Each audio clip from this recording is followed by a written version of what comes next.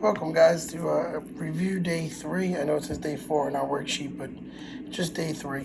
And we'll model a few problems together. Remember, Castle Learning, we have a quiz on Thursday, and it's all multiple choice questions. So doing a couple of these should help us out, and then we'll work on the rest. Check your answers.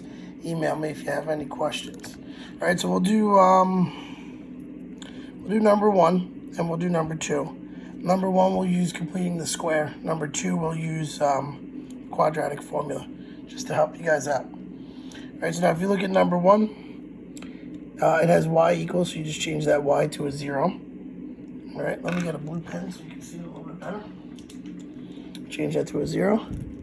Okay, now we have to move this 8 over. It's being minused, so we add it. So I have 8 equals, parentheses, x minus 2 squared.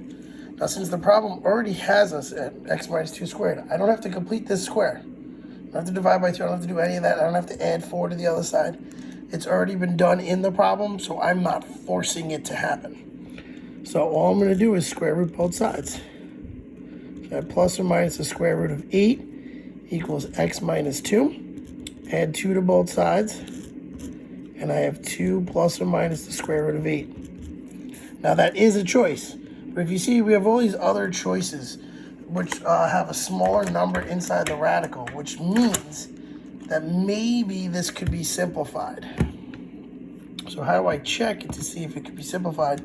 I just do a test. I do my answer, 2 plus the square root of 8, and I get 4.82. Then I check. I'm going to do number. First of all, it can't be number 3 because I have negative 2 there. It's got to be positive. So I'm going to do 2 plus 4 square root 2, that's 7.6, that's no good. 2 plus 2 square root 2, I get that exact same answer. And since this number is smaller in the square root, that has to be my answer. You pick the one that's the smallest that works. All right, and now we're gonna take a look at number, you know what, we'll skip number 2, we'll go to number 3. All right, it's already equal to 0, so that's telling me either I'm factoring it, or that tells me I should either try to factor it, or I should use the quadratic formula. So, are there factors of 1 that subtract to 3? No. So I gotta do the quadratic formula. Remember, the quadratic formula is x equals negative b plus or minus the square root of b squared minus, oh, you can't see that, 4ac all over 2a. So I'm gonna use that formula. X equals negative b, so negative 3. Plus or minus the square root of 3 squared minus 4 times a, which is 1, times c, which is negative 1, all over 2 times a. Take out my calculator.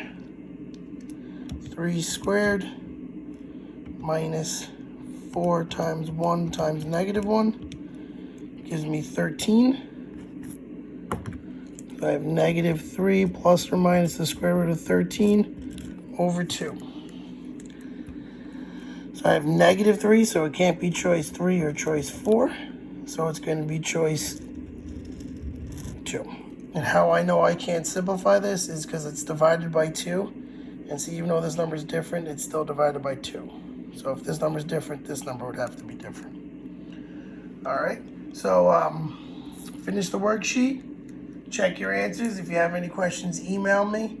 Make sure you do your Google form today to get your attendance. And remember, I posted your attendance grades up for the 4th quarter, so take a look at that. Check your student portal to make sure your grades are up to date. Email me if you're missing something and need to make it up. And if you email me if you have any questions. We have a test on Thursday. And hopefully everyone's caught up and everyone will do a good job on this test. But again, if you have any questions, email me at robert.mcconi@riverhead.net. Have a nice day and make sure you study for your test. Bye.